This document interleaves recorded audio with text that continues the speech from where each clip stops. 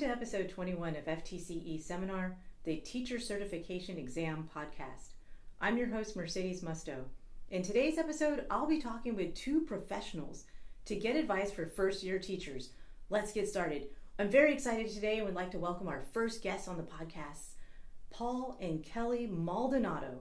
Paul and Kelly are a principal power couple from Central Florida who currently serve as our public school students. Now, Paul is an AP who works with high school students and is a doctoral candidate in UWF's EDD program. And Kelly is an elementary school principal, outstanding mother, and I super love her. She has a warm smile. She is all love. Thank you for being guests on FTCE Seminar today, guys. Today's episode is 5 tips for first-year teachers. Things like how to interview, the first day of school, parents, peer relationship, what's that? And mentors. If you know how to interview, what to expect on your first day of school, how to communicate with parents, and anything about working with a mentor, then you're way ahead and you're doing awesome. But if not, keep listening because it's about to get real. Paul, let's start with you. You conduct interviews. What are a few pointers that you would like to give our first year teachers? I just think that what's really helpful is that, and we actually helped my son with this recently because we do conduct hundreds of interviews. I think having a mock interview is probably one of the best ways to prepare for an interview. And I found just even going on Google, looking up education, interview questions, you'll find some common interview questions because they really haven't changed. I've asked very similar questions for many years. And just have somebody, give you feedback on your interview because, there's a lot to be said for the content of what you say during the interview, but your presence is also important. And so the person that's conducting that mock interview could talk to you about your tone and your flow, and then you can start getting into the actual content of what you're saying. And it's really important to kind of know what your passion is and what you want to do. That's a very common question. Also, just be really good as far as your knowledge of pedagogy and how you monitor student understanding. How do you deal with students when they're not in their best, not behaving their best? Because that's a very challenging classroom situation. How are you going to react when a student is not cooperative? And and being able to do that in a really calm, fair way is important. And as conducting many of these interviews, knowing that I'm gonna hire somebody that could build relationships with students and also stay calm and cool during one of those situations is important. Kelly, what would you add to that? I think the best thing that to prepare for an interview, like Paul said, definitely prepping a mock interview, but also thinking about knowing your target audience when you walk into an interview, knowing something about the school that you're interviewing. Be conscientious and think about even something as simple as the school colors and bring that into your wardrobe that you're wearing that day when you go in. So it gives the people that you're interviewing with an opportunity to see the detail-orientedness of yourself, that you've put some effort into it. Be friendly, be confident. We were all first-year teachers at one time. It was a while ago, but we all got our first jobs. And when we got our first jobs is because you went into the interview and you were like, this is me. I'm here. I am here to teach. So, give me this job so I can show you what I can do. So go in there, be confident, even if it's not something that you have done or have experience with yet as a beginning teacher. What would you do?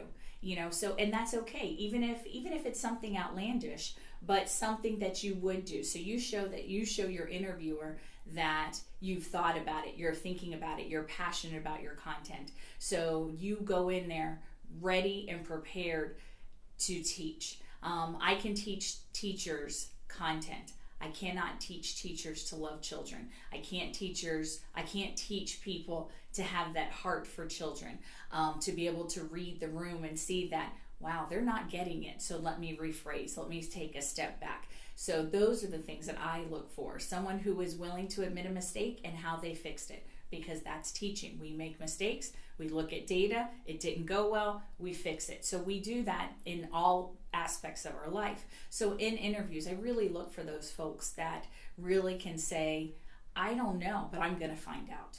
And that's okay. Wow, I wish I had talked to you guys before my first interview. It takes me back. I actually went to the wrong school. There's two schools, I guess, across the street from each other, a little nestled. And I walked into the school. I'm like, I'm here for my interview.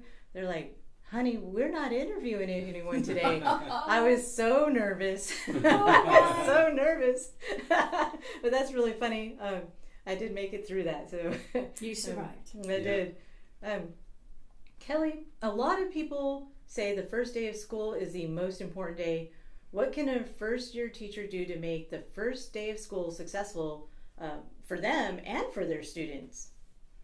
Well, a phrase that we use as administrators is, on the first day of school, we get them home, we get them here, we get them fed, and we get them home. If we accomplish those three things, we've usually had a pretty successful day. But I think one of the best things that you can do is start proactively at the beginning of the year. So even before school starts and before the first day of school, make those proactive calls to families and just introduce yourselves. Hi, I'm Mrs. Maldonado, and I'm going to be your son's 8th grade reading teacher. I'm so excited to have him in my class. I can't wait to meet him on Monday. So I start making those positive deposits in that relationship with my students and with my families. And then on the first day of school, me personally, I make it a point to know everybody's name. Even in my position now as a principal, I know every single student, I know every single parent. So when they walk up to the door, I can say, hello, Miss Musto, I can say, hello, Mercedes, to every single student. And it makes a difference. It is quite powerful, even on the first day of school, when I can turn to say, Paul, what do you think of this? And they're like, oh, she knows our names already. So I think that is a great first step to building relationships. I think in the old school way, it was always, don't smile until December. We've all heard those things. I guess in certain situations that might work. But I think it's better to start with a positive relationship with students, start to, just enjoy, let them get to see you as a human being and as a person and get to know you. And for many years, I taught 8th grade intensive reading. So these were, generally the most struggling students. By the time they got to 8th grade, they were usually boys, usually over age, had been retained a couple of times. So they were 16, 17 years old, still in middle school. And they knew they weren't good at reading. So it was that extra step just to get them comfortable and to like coming to your class. I think those are huge first steps for a first day of school, of getting to know your students. Not that you don't have enough time, because I think that's always the pressure in education as we run out of time, but taking that time in the beginning to build those relationships will save you innumerable time later, when you can just turn to a student and say, I need you to settle down and we're going to do this today. Okay. Just because they understand that you've not always been that drill sergeant. You can be that real person, and that you're going to hold them accountable, and we're going to toe the line, and we're going to get our work done, and you guys are going to learn. That's not an option. Failure is not an option. We're going to learn. But setting that relationship piece and building rapport with your students and with your families is just immense at the beginning of the year. That is so cool. I don't know, Paul. What do you think? Everything that Kelly said, of course, but it's just one of the things that I know is really important is first impressions with your students. And then, even though you may not be meeting the parents right away, a lot of schools do have like a meet teacher type event prior to, but those first impressions are really important. And the students are really watching you in your classroom, how you operate. If they see that things are not organized, and you don't have procedures in place, and you don't have rules, and you don't have expectations and things like that, you can pretty much expect that it's going to be chaos. And they're gonna know right away. So yeah, and it's true. We always would hear that, don't smile. You have to be like really mean or whatever. The first few months of school.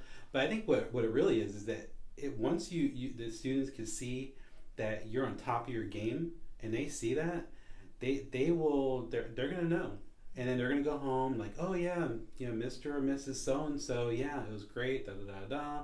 The kids know if they're with a teacher that knows what they're doing. So being really prepared and that first impression is really important.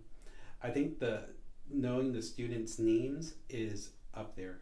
I know when I was in the classroom, that was something I did. I generally knew most of my students' names by the first or second day.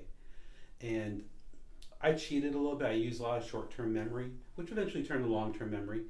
But I would suggest, putting them in a seating chart, and we would have, icebreaker, and then I would have them in the seating chart, and I would start going off the seating chart and doing like a spaced repetition thing. I would go like the first row and say, Sally, Joe, Paul, whatever.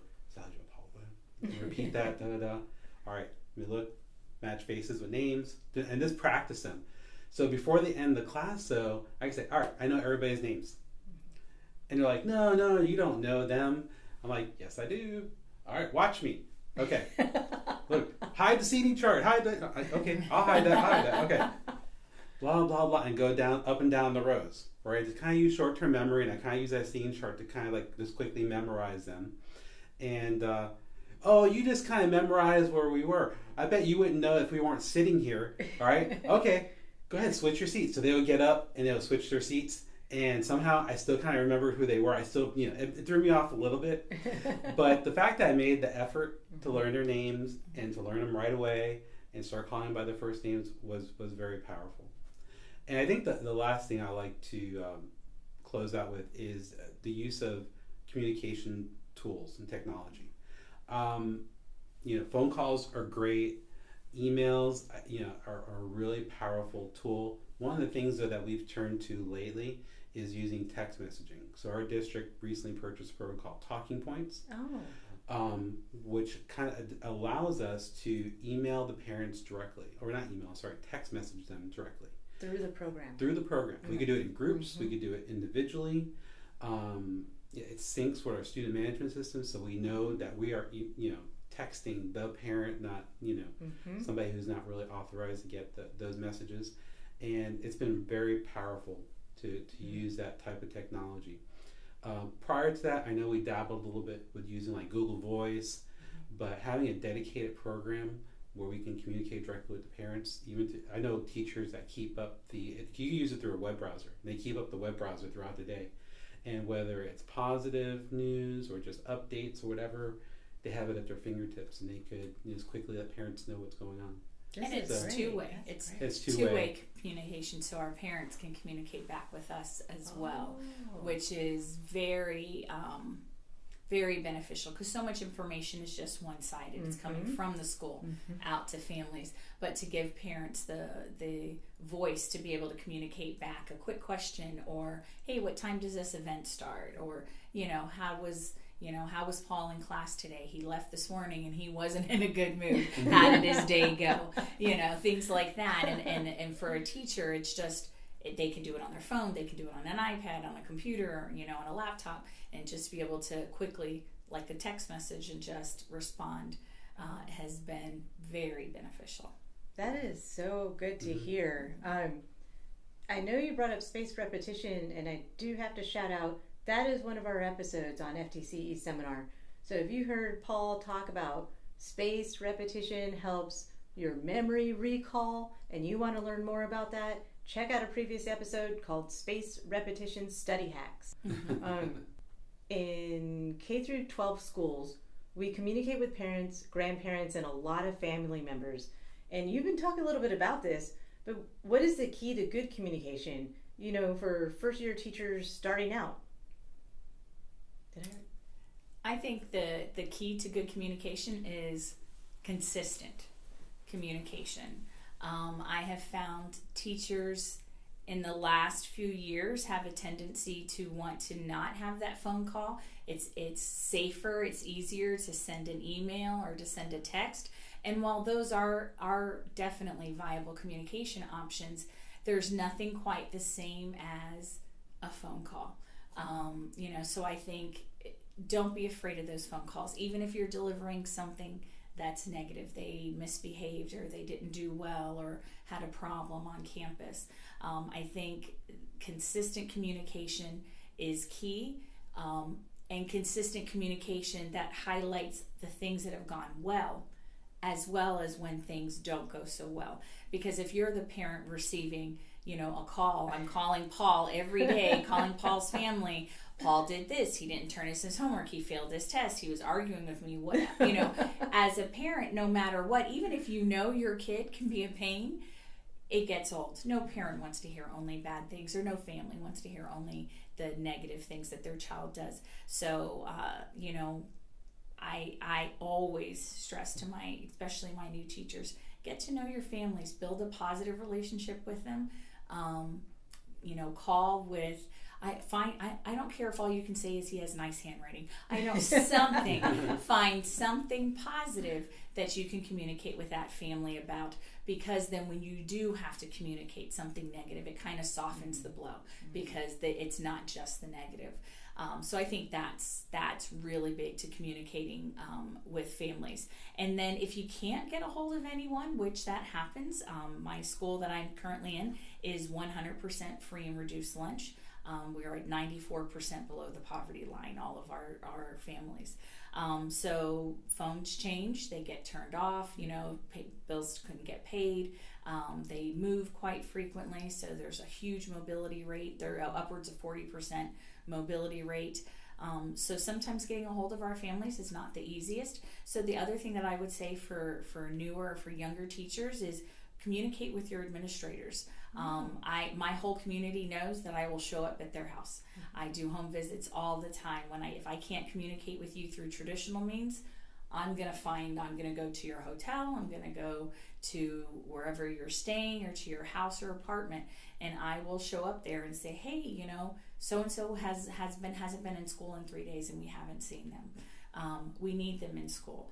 Oh, I'm so embarrassed, we don't have a car right now. Okay, well, what's the barrier? So if as a new teacher, sometimes you don't know those things. And so you're just assuming, well, I can't reach them by phone, so I give up. There's so many methods out there. Work with your school administrator, work with your school counselors, with your school social workers. Find someone, just don't give up on our babies. And find a way to communicate with their families, because where there's a will, there's a way, and we need them in school. Our kids stand the greatest chance if they're actually in our seats. So whatever we need to do to get them there, we need to do. This is great. I have goosebumps. I wish that everyone could get these advice before they get in the classroom, or even if you just got in the classroom, or even if you've been in just a few years. I know that I got stuck sometimes, and I thought, well, what am I supposed to do? And part of me is that I wasn't reaching out asking for help, and that would have been good advice for me. Paul, what would you like to add to communicating with parents and families? Yeah, I think it's a really important topic. I think that, again, everything that Kelly said, I just want to just add a few more things to it, because everything she said is very important. We're all leaders of something. When we're in a classroom, we're the leaders of our classroom. If we've been given the opportunity to lead a professional learning community, we're a leader of that. If we've been given an opportunity to be a dean or an AP, we're the leader of those departments, those areas, and the principal, leader of the school. And we're all responsible for developing a positive climate and culture. And it starts at the class level. And I think the communication with the parents and students is really important. And Kelly mentioned, how it's important to, when you communicate, that those messages convey a positive message, and that they convey cooperation, right? And you always want to seek, cooperation with your parents, with working with them to improve their students' education, and that sets a tone in your classroom. And so I think that's really important. Also, the balance between the negative contacts and the positive contacts. I've made it a point in the past to have students that have done really well and do these like call outs. Sometimes I would have a ton of students. Say I have 30, 40 kids who, let's say, all got A's on a particular test, and I would do kind of a blast call out to the parents. And I would always time it like on a Friday, because the kids really appreciated that. Like, hey, you're so and so, had a wonderful week. They got an A on their last assessment, blah blah blah blah. And then now coming Monday, the kids always tell me, yeah, my mom, she took me out. I got new sneakers. I got this. So, but it just goes to show that it doesn't have to be negative. You go, and now the kids are going to work for getting on that blast out, and I'm in their corner. I want to do it on a Friday. I want them to get spoiled that weekend and reward it, and their parents will join cooperatively in making that happen. So, it's a great thing, and like I said, that can happen in the classroom, and that can happen school wide too. It can happen at different levels and still have the same impact. I also think too, what Kelly was talking about with the home visits and really connecting with the parents. You find, depending on the demographics of your school and the socioeconomics, there's different needs. And, working at a Title I school now, I could definitely see that, the parents need, extra support. They need to know that we're there for them. They need to know that, and we need to be able also to support them and give them tips on how to be better parents, how to work with the school. In a lot of cases, a lot of my parents have come from out of country, and sometimes this is actually their child's first experience in like a school. They're coming from parts of the world. There's really not a public school system, and so they're just not familiar with how parent involvement could work, how what they could do at home to help their children to read and math and all that, and what the resources are that are available to them. So being able to communicate that to the parents is another huge piece in as a new teacher that you could help educate them and bring them aboard. This is excellent, guys, because I was, while you were talking, I'm thinking about the professional education exam that the first year teachers have just passed or are studying for right now, and you hit on key points on the exam. English language learners, to invite parents to campus that they need support, also effective strategies in communication that help the classroom management. Like, all of this is on the test, and here it is implemented into helping first year teachers. So it is cool because you're talking about the communication with family, and that goes straight into the same with peer relationships. If I'm a new teacher at a new school, I have new colleagues, I have new students, I'm already overwhelmed just thinking about that. How do you onboard your first year teachers? When I think about onboarding I think about creating a welcoming atmosphere for my new teachers. They're already nervous and scared. They're a little freaked out about the first day of school. I just think we had pre-planning when they really got to come on campus for the first time and see their classroom, and all of that was just in August. So it's they're in month 2 of their career.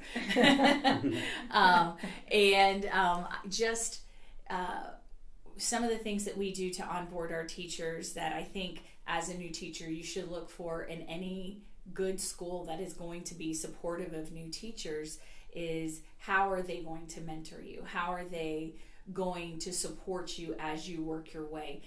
There's the adult learning curve that our new teachers go through, and it's a J curve, and they start off and they're like, oh God, I have a job, thank goodness. I have, I've been living on ramen noodles in college for 4 years, and I actually have a job and I'm gonna get paid, and I'm super excited, and they want to spend all of their little bit of money that they have to decorate their room and make it look cute and all of those things, and all of those things are great. But that quickly, if you you think about a J, it goes down very quickly, the bottom of the J. And it's, I don't know what to do. I don't know who to go for help. And in the beginning I was excited and I didn't know what I didn't know. And then now you're in the dip of the bottom of the J. And finding the school, I think, that's going to help you through that, because when you don't know, you know enough that then you know there's a problem, but you don't know how to fix it. Is when you have to depend on your peers, and that's when you have to depend on your coaching staff, your administrators. Get to know the folks on your grade level. Get to know on the folks outside of your grade level. It's amazing how many teachers that I have on staff that really only communicate with, because since I'm in elementary now, that really only communicate with their grade level. So 4th grade, they only talk to 4th grade teachers. And they're like, who's that teacher? I've never heard of them. They're in the building. They're just down the hall from me. They teach kindergarten. But so get to know all of those people, because I think the brain power of a room full of teachers is incredible. They could solve world peace. They could do anything, a room full of teachers together. But for so many years, teachers have worked independently. And so now getting them to work collaboratively. So being in a school that really focuses on how are we going to support each other? How are we going to work together? Because working with our children is everybody's work, not just mine in my classroom alone and yours in your classroom.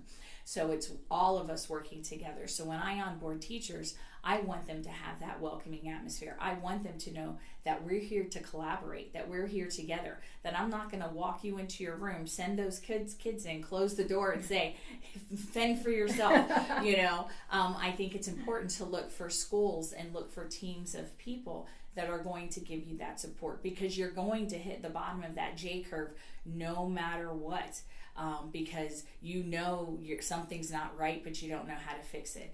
But learning who to go to and having some experience working with other people is going to help you out of that slump and up to the top of the J.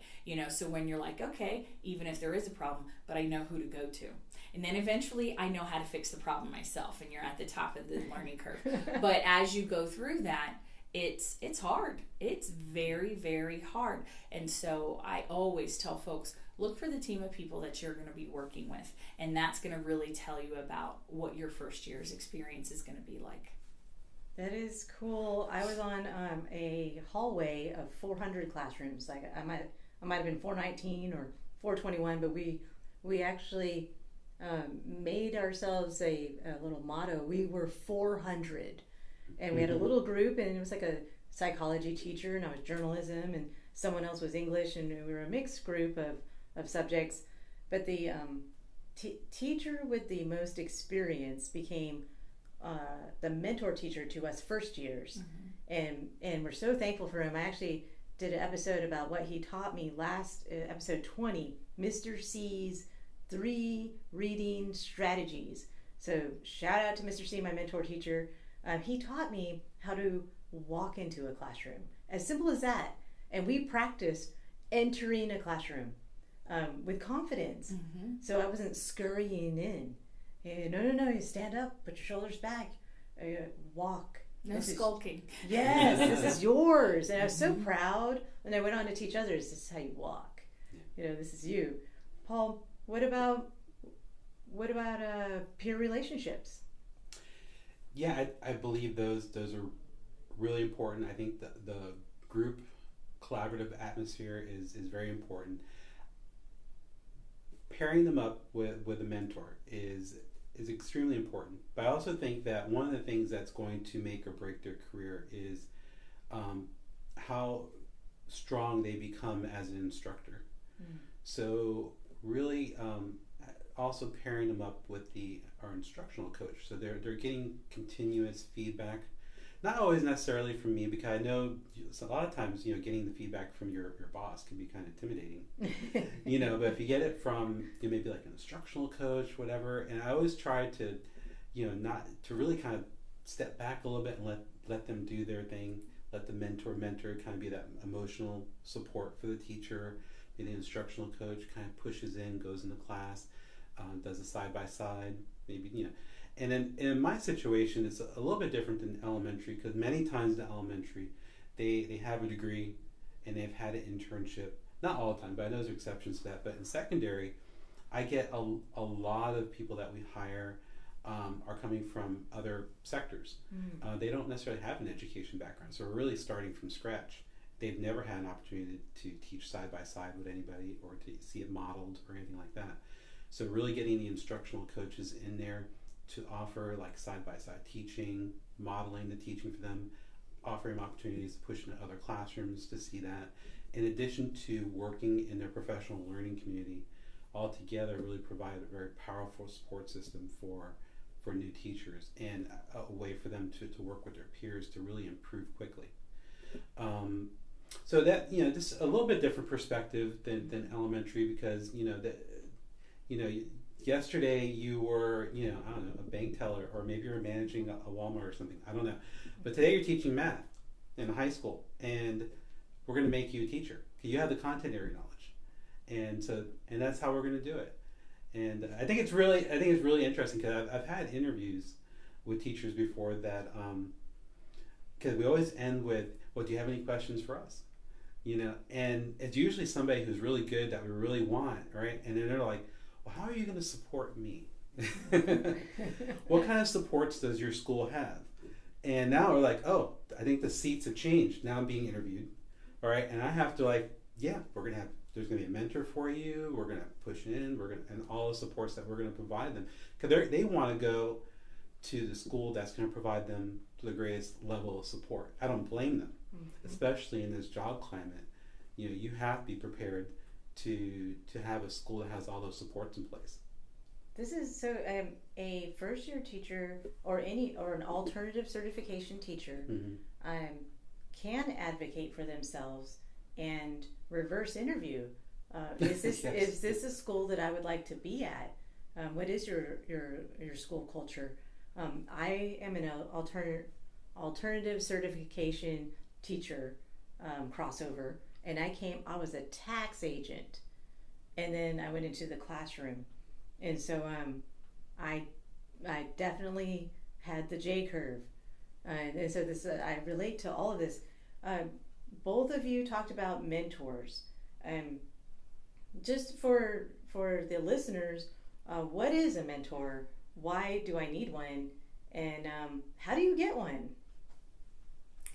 Well, all new teachers should have a mentor. A mentor is your sounding board, someone that you go to when you just don't know where the copy room is.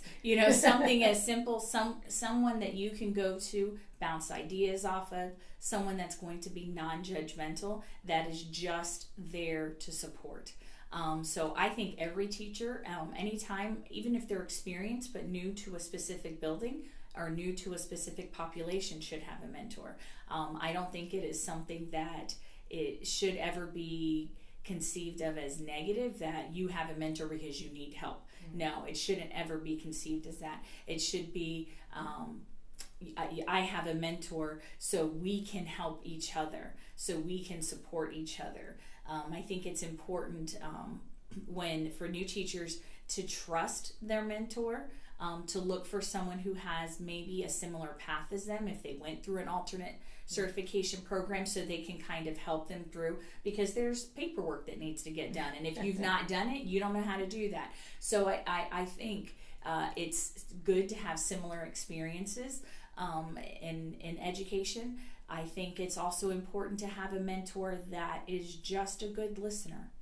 I think that's very important. Sometimes teachers they don't want you necessarily to solve their problem, but they need to vent. They're frustrated.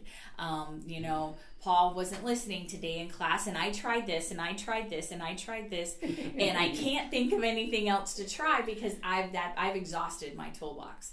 And going to your mentor who can say, well, have you tried this, or have you tried this? Do you want me to go in there and try? Do you want to go cover my class while I go over to your room and try talking to Paul?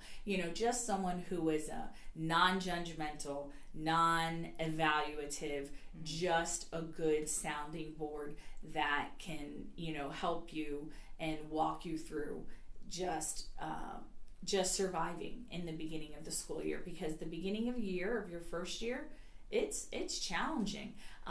You go home, and I remember my first months of teaching, and I went home and I was like, I'm so tired. It's 5 o'clock and I'm ready to go to bed. What is wrong with me? I'm exhausted. And it was because I was doing all the work and I wasn't making my kids do the work. Now I understand. I have a little better grasp on that. But, finding that mentor that can help you, even if it's just to say, you know what, it's time to go home. Oh, that's good. It's time to it's time to go. That's going to still be there tomorrow when you come in. It's time to go home and take care of yourself.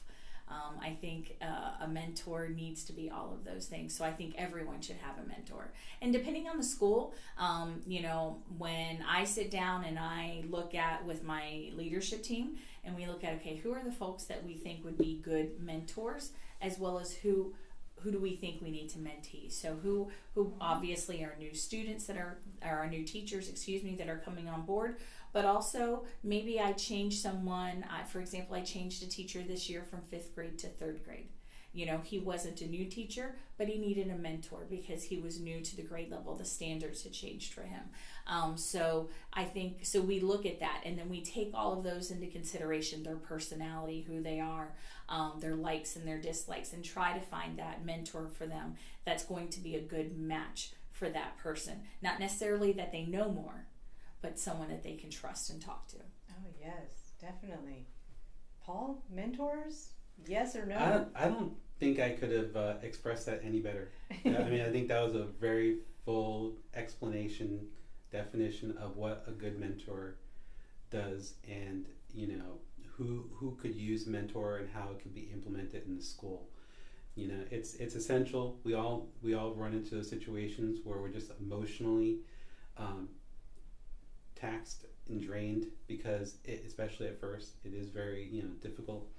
And just having that person that we can talk to and turn to is very important. So yeah, and I think also the selection of who needs it and who would be good at being a mentor is really important. We want to make sure that we select people that are going to be good role models for our rising teachers. So yeah, this is all very good advice. I'm glad I had a mentor.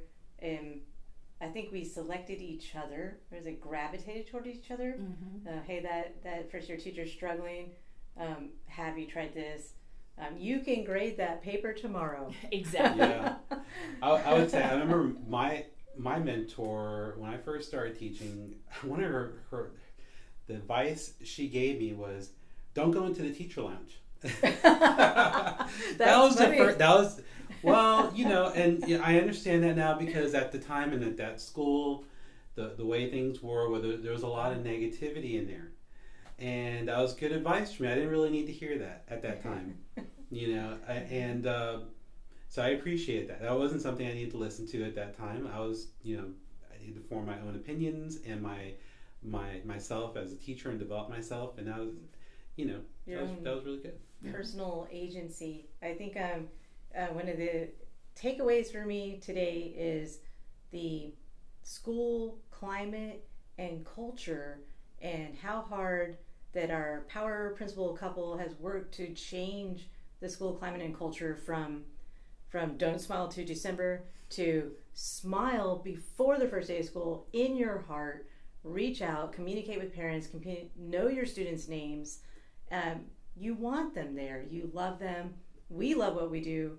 I love being in the classroom, and now I miss students when I'm not around them, and so I'm really glad to have you guys here today. Do you have any last thoughts that you'd like to share? Enjoy your kids. Have fun with them. The year goes by quick. Enjoy. Every day's a fresh start. We all make mistakes. We make them as adults. Our kids make them. Don't hold grudges. That is so true. That was shared with me. It's a new day in 9th grade every day. Every day. Every day. Mm-hmm. Yes. I would just say that